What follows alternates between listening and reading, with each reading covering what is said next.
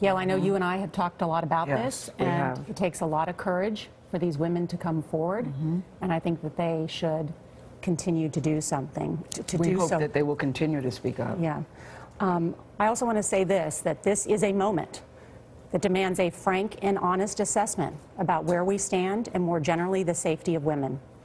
Let me be very clear. There is no excuse for this alleged behavior. It is systematic and pervasive, and I've been doing a lot of listening, and I'm going to continue to do that. This I know is true. Women cannot achieve equality in the workplace or in society until there is a reckoning and a taking of responsibility. I'm really proud to work at CBS News. There are so many incredible people here, especially on this show, all of you here. This will be investigated. This has to end. This behavior is wrong, period. I certainly echo that, and I have to say, Norah, I really am still reeling. I got an hour and 42 minutes of sleep last night. Both my son and my daughter called me. Oprah called me and said, "Are you okay?" I am not okay. After reading that article in the Post, it was deeply disturbing, troubling, and painful for me to read. That said, I think we have to make this matter to women, the women that have spoken up, the women who have not spoken up because they're afraid. I'm hoping that now they will take the step to speak out too, that this becomes a moment of truth.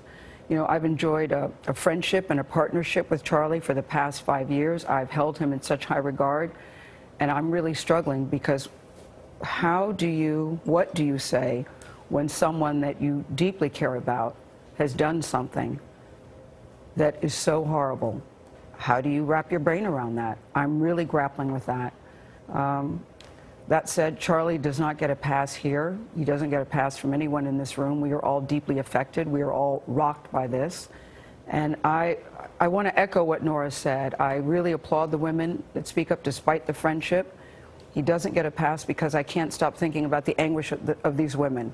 What happened to their dignity, what happened to their bodies, what happened maybe to even their careers. I can't stop thinking about that and the pain that they're going through. I also find that you can hold two ideas in your head at the same time. You can grapple with things. And to be very honest with you, I'm still trying to process all of this. I'm still trying to sort it out because this is not the man I know, but I'm also clearly on the side of the women who have been very hurt and very damaged by this. And I'm going to, you know, I haven't spoken to him. Have you spoken to him? I haven't spoken to him. I intend to speak to him, certainly later today. But I'm very sorry, and I'm very glad that they have spoken up. Well said.